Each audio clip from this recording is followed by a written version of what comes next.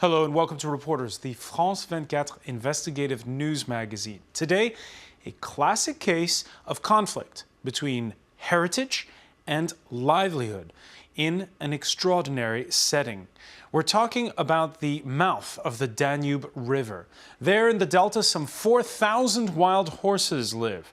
Horses that more and more are grazing upon the lands of local farmers that are upset. One man has stepped in between and wants to save what is already a UNESCO National Natural Heritage. It's Reporters. It's presented by Mireille Brand and Jonas Mercier and read by Luc Schrego. Free as the air itself and galloping through raw nature, these are some of Europe's last wild horses. Around 4,000 of them live in the Danube River Delta, located in Romania's far east, a swampy region twice as large as Luxembourg. It's a protected nature reserve, home to all kinds of flora and fauna and the delicate balance between them. Stefan Railianu feels at home here. The veterinarian knows the area like the back of his hand. He's been discovering its myriad canals, virgin forests and marshes since his childhood. And here in the heart of an area closed off to tourists, Stefan is locating, observing and taking a census of wild horses. Here, stop here. Fane, stop here. These horses aren't used to human contact. Any approach has to be a careful one. Follow behind me. We have to make them think we're going somewhere else. Don't look over in their direction. We can't draw their attention to us. They understand our body language, and we have to make them think we're not interested in them. The vet has his methods of earning acceptance by imitating the creatures.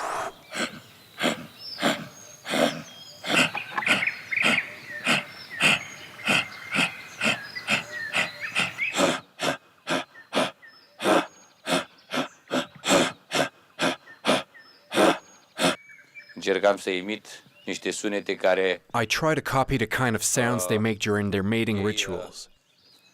That's why the male over there was ready to confront me. I went to kneel down before him so I could get across a message. It was simple. I wanted him to understand that I considered myself inferior to him, and he understood.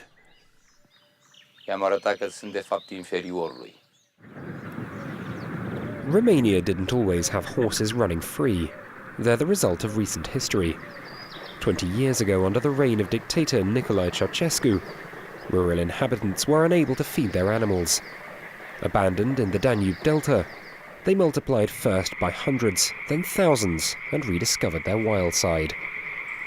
Over several years, they've now become the dominant species in the area. But to survive, they'll eat anything and everything in their path. Hundreds of trees have had the bark stripped from their trunks. Still, Stefan Railianu says there's little cause for alarm. Nature can balance itself. Kids these days leave for the big city and never return to their villages, while these horses have come back to their origins. This is one of the rare places in Europe where such a phenomenon can still happen. The horses aren't the Delta's only inhabitants. They share it with local fishermen. With little in the way of resources, these men are living on their wits. Every morning they set out to spend the day fishing. For this small village in the heart of the Danube Delta, horses are a major part of daily life, but the locals are fed up of the damage they've been doing. Have you seen how they're eating the forest? You went there, right? It's all completely white now. To hell with them. Life in the Delta, it seems, is just as hard for man as it is for animals. Domesticated horses, now a minority, are worked until they can't handle any more. You follow me everywhere, you do. If I collect the reeds in the water, how am I going to get them home? On my back? No. The horse has got to do it. Round here, you're not a man unless you have a horse. and a boat. It feels like Vladimir's village is at the end of the world, with just one unsurfaced road. It wasn't even on the map until recently. Horses are often the only means of transportation. The children here even learn to ride without a saddle, like in Mongolia. Even so, horses in the delta pay a steep price for their freedom. Winters are harsh, and the region's human residents survive as they can, using whatever resources nature gives them. Life is harder for the horses. They have to make do with whatever few roots and trees they can unearth from under the snow. Not all of them are successful. Many don't survive. Last winter was particularly brutal, and around half of the delta's wild horses died off.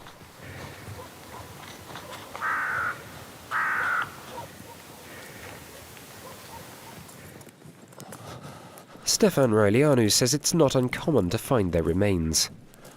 The vet sees them every day. He's learned to smell them.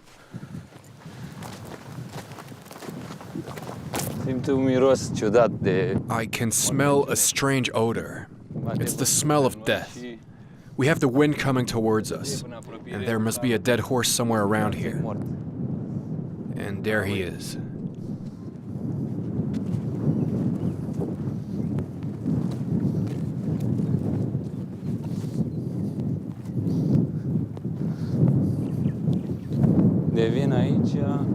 He died from the winter. The cold killed him. In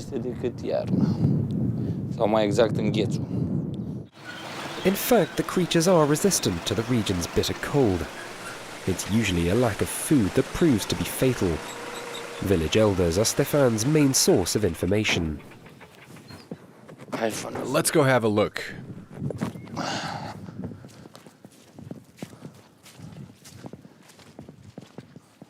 That's how our system works. If there's too much water, it floods the vegetation. The horses can handle the cold, but they have nothing to eat. So they can resist the cold. Yeah, but they don't really have a chance. Okay, I see. Despite the famine, life still finds a way. The horses reproduce and the herd grows. And that's a problem for the authorities in charge of the Delta Nature Reserve.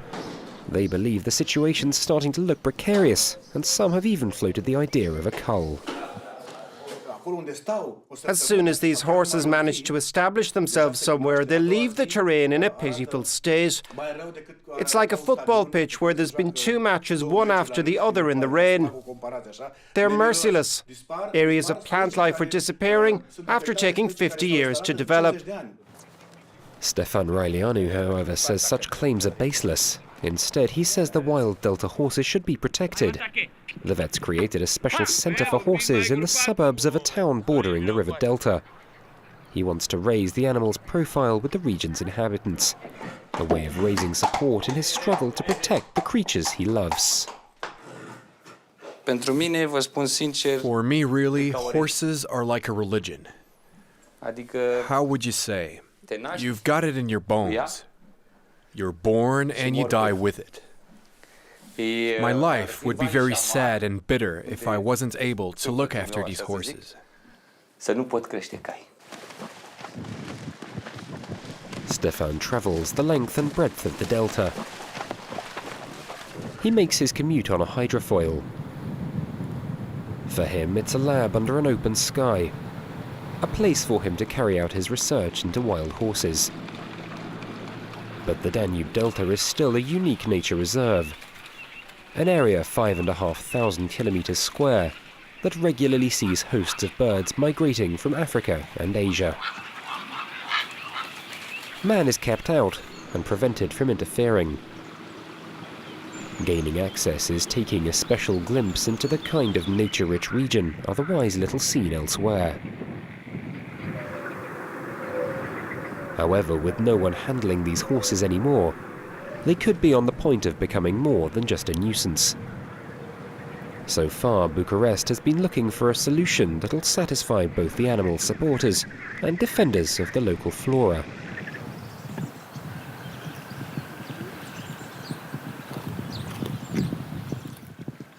Local associations would like to use European funding to build a separate reserve for the horses.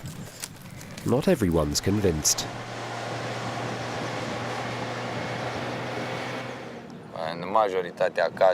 In most cases, these horses are stronger than us, for the simple reason that they know how to defend their liberty. Here in the depths of the Danube Delta, it could be the wild horses who have a lesson for man. Stefan Raineanu believes he's understood it. Through his desire to protect the last remaining wild horses in Europe, he's defending not just the idea of liberty, but a way of life as well. Reporters in the Danube River Delta. That's it for this edition. There's more on our website, france24.com. Thanks for joining us. Stay tuned. More to come right here on France 24.